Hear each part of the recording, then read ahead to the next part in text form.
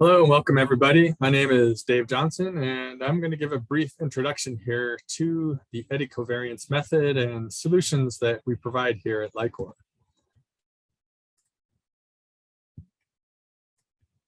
So what we're going to do here is talk about scaling up gas exchange measurements. We'll spend some time talking about a variety of instrumentation, applications you can do with Eddy Covariance, how to design the experiment. We'll talk about integrating everything together, and we'll wrap up with some data monitoring and processing. So let's first talk about scale and measuring to scale. So most of you here are interested usually or typically to understand the carbon cycle. Some of you might be interested in the hydrological cycle, and some of you are probably interested in the energy budgets. So let's take a look first at leaf level gas exchange. So the CO2 and water vapor is exchanged through leaves in the vegetation, through stomates where CO2 is taken up and released through photosynthesis and respiration respectively. Water vapor is transmitted out through these stomates. And so in the early days, we used to be able to try and measure these this transpiration rate or the CO2 uptake by placing, for example, bags on the leaves or bags on the plants and trying to see if we could measure a change in the concentration of the gas in this bag. However, technology has developed, moved forward. We have new kinds of instrumentation where we have photosynthesis systems where we can clamp these onto an analyzer or we clamp these analyzers onto a leaf, and we can directly measure the CO2 and the water vapor there in the field.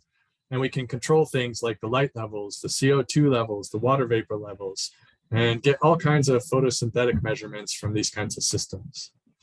Now, some of you might also be here that are interested in soil respiration and knowing what's happening below ground with the root systems and microbes and how that affects the CO2 respiration from the soil.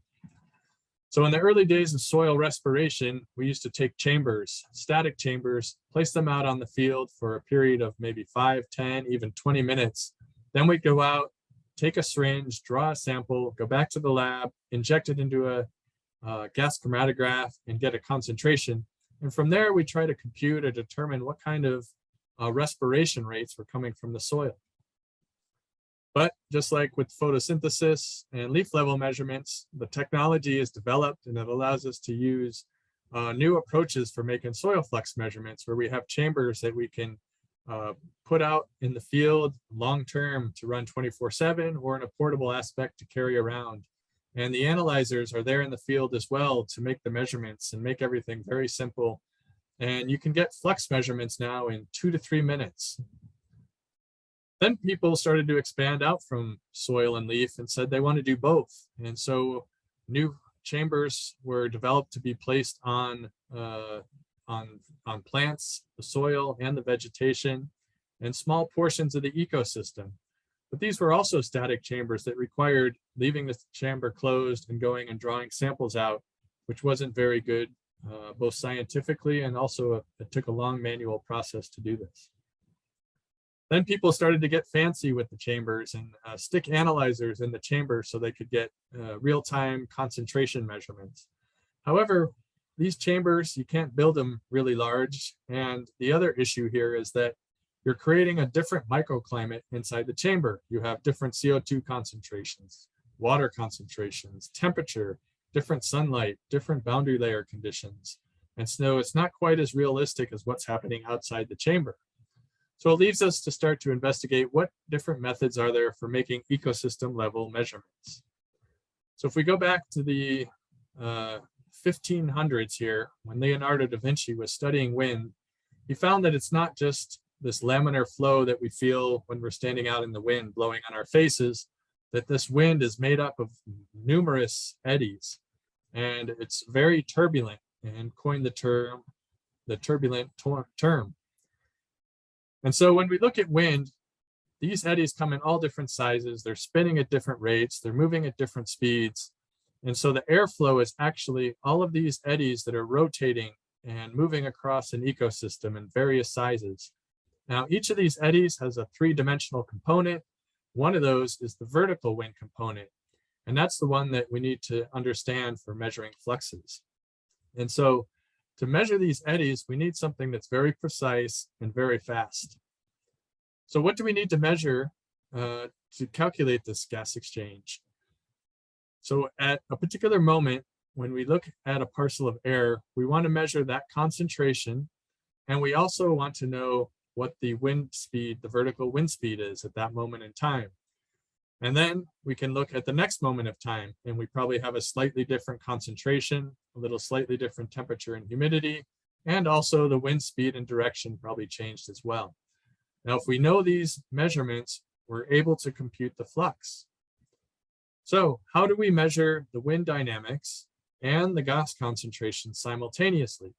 That's what we're after, and where the terminology eddy covariance comes from. We're measuring these eddies, we're measuring the change, the variance of these eddies, but we're co-varying them. We're finding the covariance between the wind and the gas concentrations.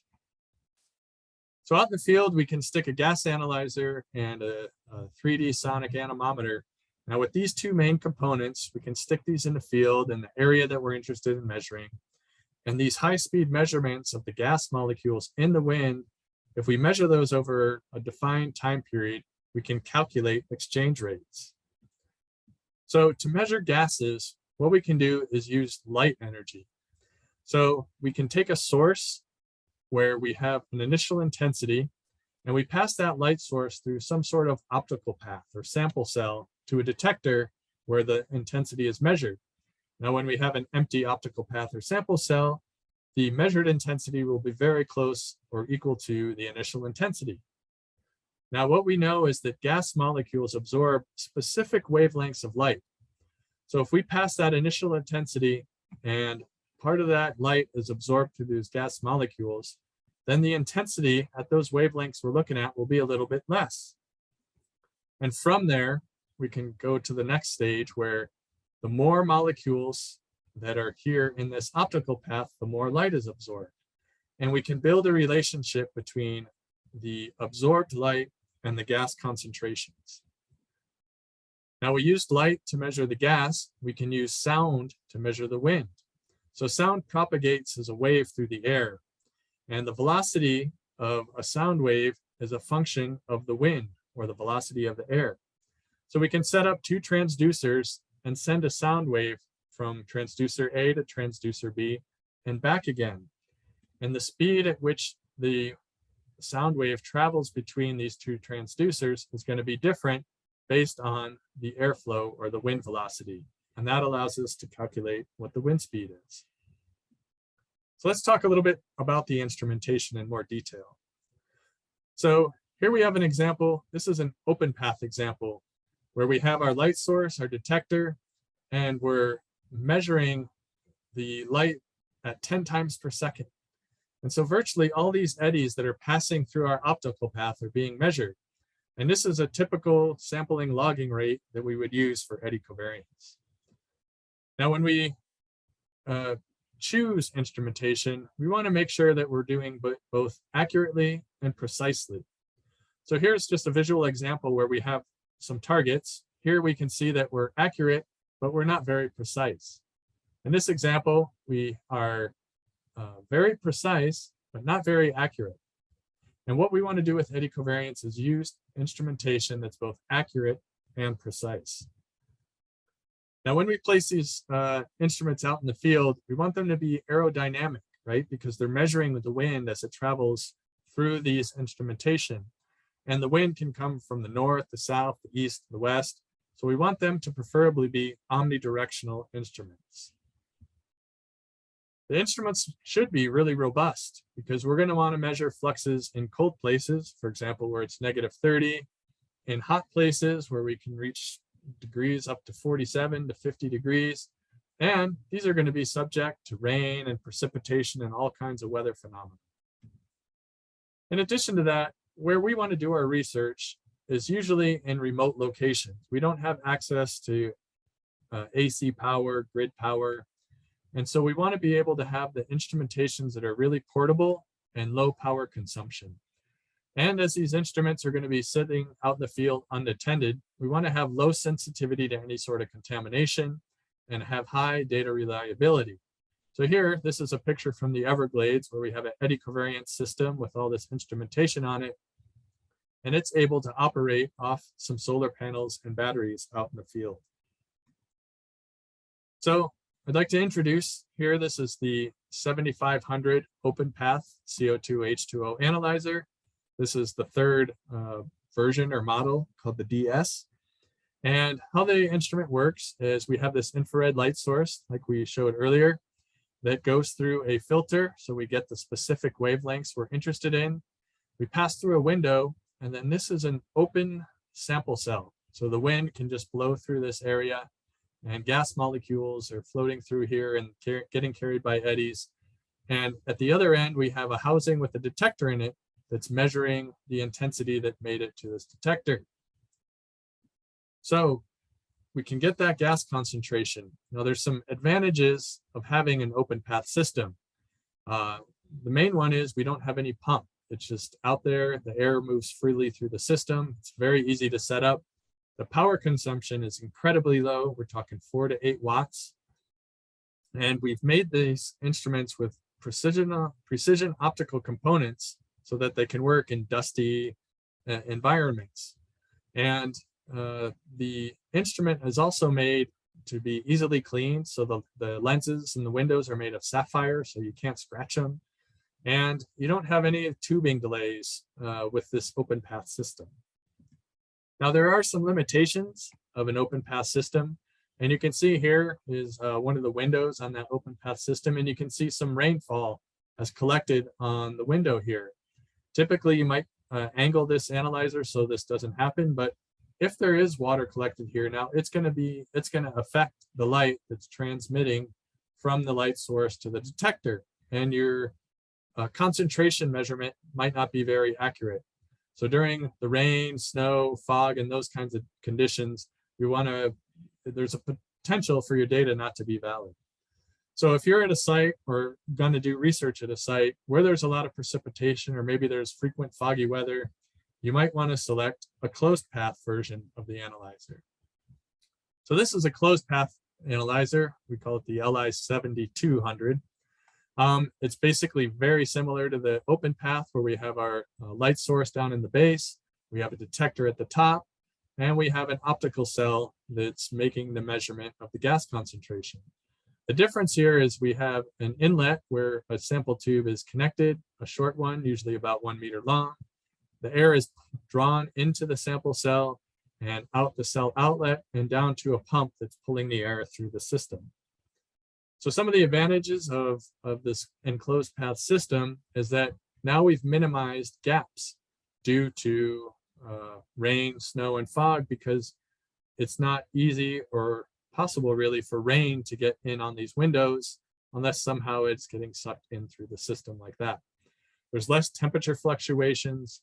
Now, however, there is going to be a slightly higher power consumption by adding a pump, but the system still overall is very low power consumption. You can still stick it in remote locations, run it off solar panels.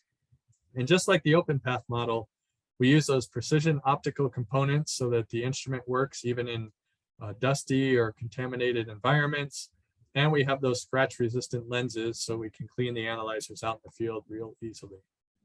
Now, some of the limitations for the enclosed path is that we do have that extra pump and the additional power that it comes with it. And that adds maybe 15 watts to the system. In addition to that, whenever we have tubing, even this 1 meter tubing, we start to create some attenuation in the measurements.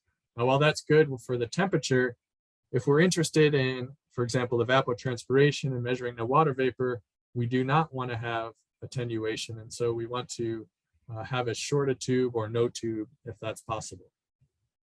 So a lot of the questions we get is, which analyzer should I choose for my research, the open path or the closed path? Now, both of the systems are omnidirectional. Wind can come from any direction. They're both aerodynamic. Both the systems are engineered the same. They measure the same technology. The specifications even are the same for both of these. So we've put together this little chart here to help decide which one you might want to use. So if I'm interested in evapotranspiration measurements, the open path is really good. We don't have the tubing where any attenuation can occur. Same with dusty environments. If we do get dust or debris on the window surface, we have the wind that will naturally clean it off, or rainfall that can help keep those windows clean. If we're at a site where we have limited power, we can't visit it very often, then again, the open path is a good solution. Now, where we might recommend an enclosed path is if we're very interested in annual carbon budgets, because now we're collecting data more frequently, we're minimizing gaps.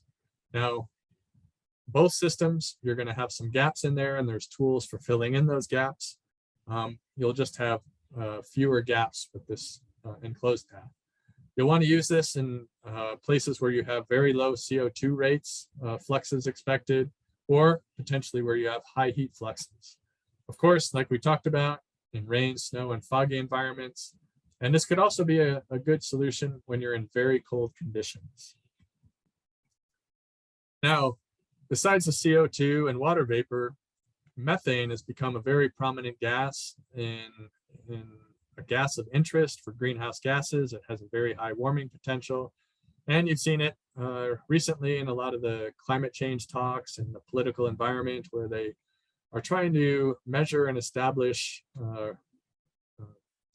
what's happening with methane emissions and leaks. And so this is a methane analyzer. It's the same form factor as the CO2 analyzer. It's a slightly different technology. It uses a laser rather than the infrared light. Now, this also can be used out in a wide variety of temperature ranges. And while it's slightly bigger and a little bit heavier, it's still only just over 5 kilograms. So it can be placed up on top of towers and tripods really easily. And it connects with just an Ethernet cable. So some of the advantages and really cool features of the methane analyzer is, the first one I'll talk about is this self-cleaning feature. So the methane analyzer is continuously monitoring its signal strength. And if this mirror was to get contamination on it, say pollen or ash or something like that, the signal strength is going to go down. And it tells the system to apply a cleaning solution, and it sprays some fluid on this mirror. And then the mirror rotates at about 3,500 RPMs, and it sprays off all the fluid and all the contamination. The signal strength goes up, the measurements can continue. It's a really nice feature. Then you might have some conditions where you're measuring where condensation and fog can be prominent, maybe in the mornings or the evenings.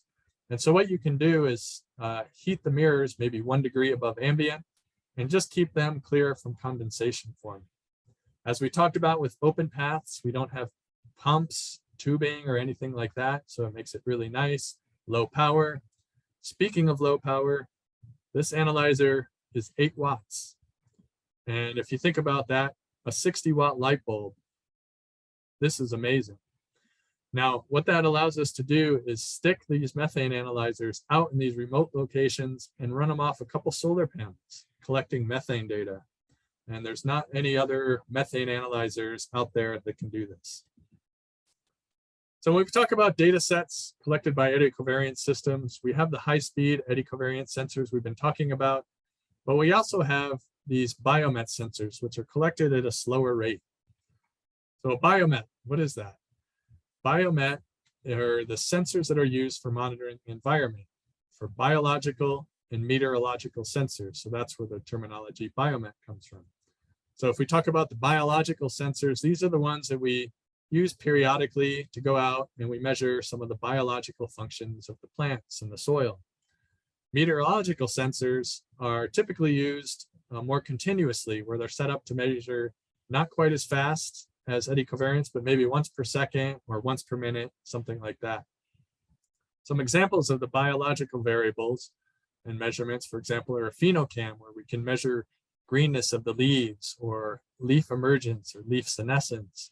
We have a leaf area index that we can go out and we can measure the amount of leaf area to ground area in agricultural crops or forests. Then we have systems where we can go out and measure these leaf level gas exchange and photosynthesis and fluorescence and stomatal conductance. And we can also make biological measurements on the soil itself by measuring fluxes coming out from the soil surface. So there's lots of processes going on that we can measure. Now for the meteorological variables, we have these usually connected and running in conjunction with the Eddy Covariance system. We have photosynthetic active radiation sensors, net radiometers, air temperature, relative humidity. Down in the soil, we can measure the heat flux going in and out of the soil, the temperature, the moisture, and we can have rain gauges measuring precipitation. So why do we want to collect all these biomet measurements? Well, there's a lot of functionality that comes with that. We can do a quality assurance, quality checking, basically a QA/QC of our Eddy Covariance system by measuring our fluxes and measuring these biomet variables and using them as a checks and balances, looking at energy budgets, and we can make sure that our measurements are of high quality and are useful. Recording the weather also helps explain site behavior. So I'll show a little bit about that in the next couple slides here. As we do data analysis, sometimes we need to fill in gaps, and we can use variables for that. We can partition our fluxes using biomet variables, and then we can even improve some of our flux computations using some of these variables. So let's take, for example, just this energy budget, someone that might be interested in the what's going on from an energy perspective. So these two terms here, the latent energy and the sensible heat, these are two variables that are measured by the Eddy Covariance system. And these two over here, our net radiation and our soil heat flux, are measured by meteorological sensors. And so as we look at these measurements, we can look at energy balance and try to make sure that everything is in the levels that we would expect them to be. Now we can also do it to see how to help explain fluxes, as I talked about. So here in this chart, we have our net ecosystem exchange. We have our air temperature here. And as the air temperature increases, as you would expect, you can see the NEE increasing. Now, if I wasn't recording temperature, all of a sudden I might notice that my NEE rates suddenly are decreasing.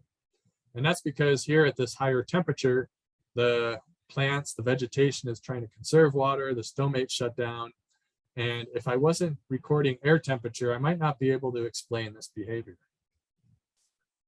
Here's another scenario where rain events are affecting our flux measurements. So here you can see 3 periods of rainfall. And down here we have our soil moisture is changing. But what you'll notice is the ecosystem respiration is really affected by this rainfall.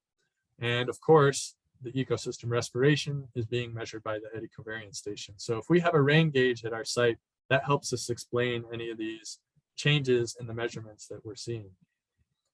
Now, with any of the systems, we're going to have gaps in the data. And this can be anything from sensor failures, insects, rain events, things like that that can cause gaps where we can try and interpolate the data. But there's going to be times when the system could be down potentially for several days. Maybe we had an animal chew through a cable or a serious power outage or something like that, a lightning strike. Now, if we're collecting our biomet variables, we can use those as drivers and use algorithms to compute what the flux rates would have been during those days so that we can still do things like accumulation of carbon over time. Let's talk quickly about what kind of applications now we can use this Eddy Covariance system for. So the most basic question most researchers are looking at is my ecosystem a sink or a source? Is it absorbing more carbon than it releases? And these systems then get it set up in a variety of environments where we're trying to measure the carbon exchange of that ecosystem. As we talked about early on, there's a lot of people interested in evapotranspiration. So this is the largest movement of water in the hydrological cycle, the evapotranspiration process. And if we're able to measure that, we can do things like investigate water rights. We can look at agricultural irrigation needs, what the human demands are for water. So for example, we could even say, if the evapotranspiration is really high, we haven't had much rainfall, farmers can use this, for example, to decide when to do irrigation and by how much. And as we take it a step further, we can look at precision agriculture and what people are doing to apply irrigation, fertilization, and improve water use efficiency. All of that can be done with the use of eddy covariance measurements. Those that are interested in biofuels, wetlands research, there's a lot of talk now, as I mentioned, about methane and how these wetlands are changing, what's going on with the evapotranspiration. All of that can be done. And here is just some data from that setup down in the Everglades, where we have an eddy covariance system that's measuring both CO2 and methane fluxes simultaneously. Land management is another one where there's a lot of changes in different countries and different landscapes where, for example, forests are getting changed out for pasture lands or for lumber. And people want to understand how the ecosystem is changing as far as it relates to carbon. Now, 3/4 of the globe is covered by water and oceans. And so there's a lot of interest now in how that exchange of CO2 and water between the ocean and the atmosphere, what's going on there. Now, if we look from more man-made processes, we have carbon capture and sequestration projects that are going on. And what that means is power plants are capturing the CO2 that it's generating. They've drilled holes down into the soil, and then they're pumping the CO2 down into the soil instead of letting it get released to the atmosphere. So there's some public perception, though, that what if there's leaks in the Earth's surface, or how do we know that the CO2 is not coming back up? So eddy covariance systems have been installed in places like this so that they're able to capture any kinds of leak detection that might be going on. Now, as the urbanization increases around the world and the population, more people are interested in seeing what kind of emission rates of CO2 and methane are coming from urban environments. They're also investigating green spaces. Does that help with cooling and absorbing carbon in these places? So this has been picking up a lot of steam and a lot of people doing this. Landfill monitoring. So as a lot of trash and garbage is being generated, that's getting buried in the soil, and landfills are trying to capture this methane that's getting generated and either burning that off or using it for energy production. And so eddy covariance systems can be installed there to help check and make sure there's no fugitive emissions leaking out of the soil and that everything's being captured. So that's just a few examples. There's literally thousands of eddy covariance stations all around the globe, used in a variety of different applications, making measurements of carbon, methane, and energy and water. So let's talk about if we were to set up an experiment, we're interested in eddy covariance, we have an application in mind, how do we go about designing the experiment?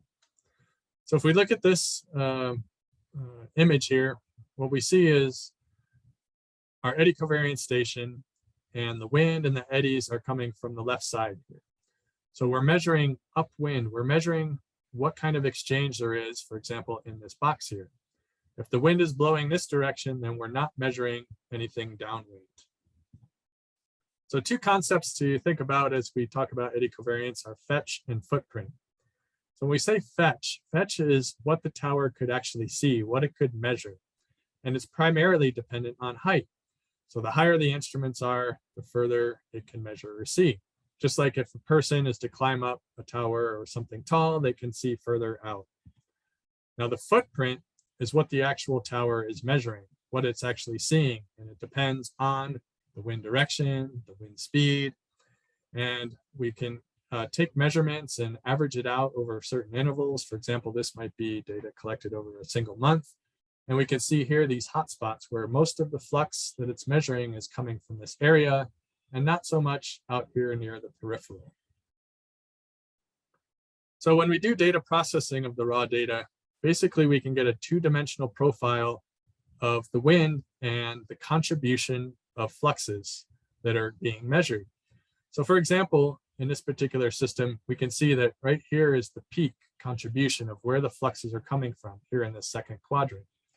If we come closer to the tower, we see that a little bit of the system is getting measured, some of it not at all. And as we head further away from the tower, this gradually decreases as you move further away. So if we think about how does height change the flux footprint? So as we set up our experiment, here's an example where there was a field site. and two instruments were set on the same tower. One was at 1.5 meters and one was at 4.5 meters. So if we look at the one that was lower at 1.5 meters, we can see that most of the fluxes came here from between 0 and 100 meters. And the one that was slightly higher didn't capture much close, but it captured more of the fluxes out at 100, 200, and beyond. Now, if we look at the cumulative contribution of these two sites, let's say we wanted to know where 80% of our fluxes came from. Now, if we come out here, we can see that at the lower tower at 1.5 meters, 80% of the contributed fluxes came from 100 meters or less. With the other tower, we can see that 80% didn't come till we're way out here at about 450 to 500 meters. So we can see a much larger area in upwind distance with the higher tower. So how high do we want to stick it? How low do we want to keep it? What we want to be sure is that our instruments are set up in what we call this constant flux layer here, this part of the atmospheric structure. So you can see that up here is the height that we want to put the system, and it's going to depend a little bit on the canopy height. And so the main thing to look at on this page is we use this rule of thumb where if I'm in a tall canopy with trees, for example, I'm going to want to put our instruments at 1.5 times the height of this canopy. Now, if I'm in a short canopy here, I want to be about 2 times the height. And that ensures that I'm up here in this constant flux layer and not too close and not too high. So you might ask, why not just stick it really high? Why not put these instruments up high so I can see a really large area and I'm in that layer that I need to be? Well, let's assume that this is the area of interest that we want to measure. We can see that this height, at the lower one, our footprint is contained in this area of interest. And while I move up and put a second system up here, I do get a larger area, a larger representation. But in this case, I'm actually measuring a little bit outside my area of interest. So we have to be careful and avoid that. Similarly, we can also put the instruments too low, maybe too close to the ecosystem. So in this case, we're in what we call the roughness sublayer. We're not in the constant flux layer. And the Eddy Covariance methodology starts to fall apart because we're just measuring maybe what's happening and getting blown around within a couple trees here. So when we go to choose the location where we want to set up our Eddy Covariance station, one of the things we need to understand and know is what the predominant wind directions are, or if we have omnidirectional winds. So here's 2 different sites where we've looked at the wind, for example, maybe over the course of the year or a month or so. And we see at this particular location, most of the wind is coming from the south. We call this a predominant wind direction. Now at this site, the wind is coming from all different directions, therefore omnidirectional. And so you can do this by going to a local weather station, maybe at the airport, or this website here run out of Iowa State. You can put in the coordinates and it'll give you wind roses for your location. But knowing this information, it'll let us know where we should set up our station. Should we put it in the middle of a plot? Should we put it outside the plot, on the edge of the plot? And so here's an example where we've gone ahead and we just installed this Eddy Covariance station in the middle of this green plot. This is our area of interest, this light green plot. And we didn't look at the wind direction and the predominant. And what we notice now is that you can see our flux footprint. Most of it is in this area of interest in the light green, but quite a bit of it is also measuring out here in this other field. So if we're able to know the wind direction ahead of time, we can set this station up on the edge of the plot. And now look that our flux footprint here is predominantly in the area of interest for our flux measurements. Okay, so now let's talk about how we deploy, set up, and then integrate all of this information and use the software and what kind of data we get from the system.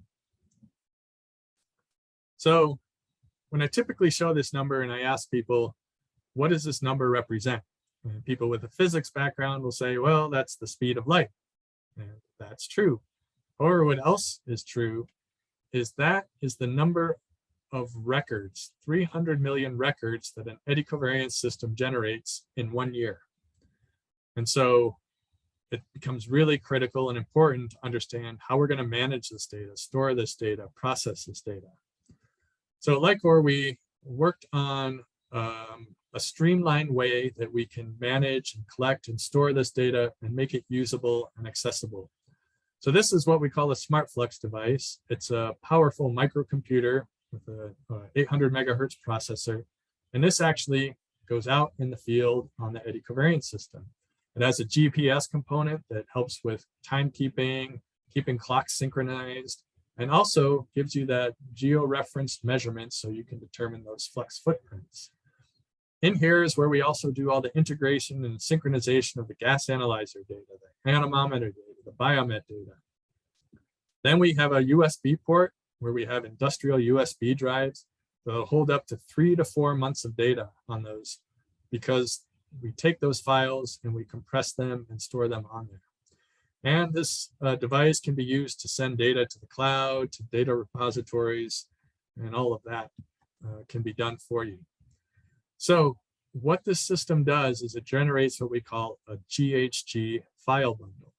Now the GHG file bundle contains 4 CSV files that are zipped up and compressed for easy transport and storage. But those 4 files are the flux data, that's that high frequency data, the wind, the gas concentration. But we also have a metadata component. That metadata explains the measurement height, the canopy height, all about the analyzers used and the instrumentation. And we also have our biomet data in this file bundle. This is, of course, like the temperature, precipitation, humidity, and all that. But we also have a metadata component for the biomet data, because of course we need to know what the variable names are, what units are they, what are the sampling rates. So all those files are collected there. Now, as we have our Eddy Covariance system up and running in the field, we can't be there all the time to make sure it's operating right and giving us good data. So an ideal data collection, we want an Eddy Covariance system that operates 365 days a year, 24 hours a day for multiple years.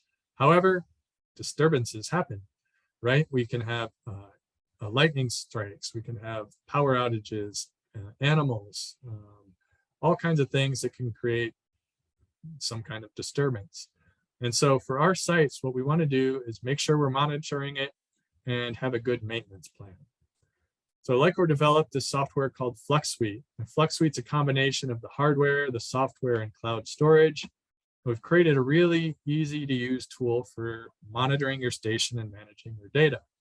So basically you have an individual email address and password, so it's a secure site where you can log in. And here's an example of an instance where the Chinese Ecosystem Research Network that's looking at evapotranspiration across China has all of these sites using this software. And you can see that all these green circles give a quick indication that the site's working and operational, everything is good. We have a few orange sites that lets us know there's potentially some issues there, and a red one where there's more of a serious issue. For example, maybe the power is out. So we can go into those sites and there's a dashboard that lets us know about all the instruments and everything's working good if it's colored green. And then here are these data points in real time. So every half hour, a new data point's coming on there, a new flux calculation that's already been processed and everything. So it's a really nice tool and very useful to be able to remotely monitor your site. So let's move into the data processing. Okay, so the key things here that we're trying to compute for most people are that sensible heat, our fluxes of CO2, methane, water, and our latent heat. Now, as we collect all this data, there's a variety of things that can cause some errors here. And some of them can be small, some of them can be larger, and how they affect the flux, you can see the ranges here. And so what we can do is do some data processing to alleviate these errors that are going on.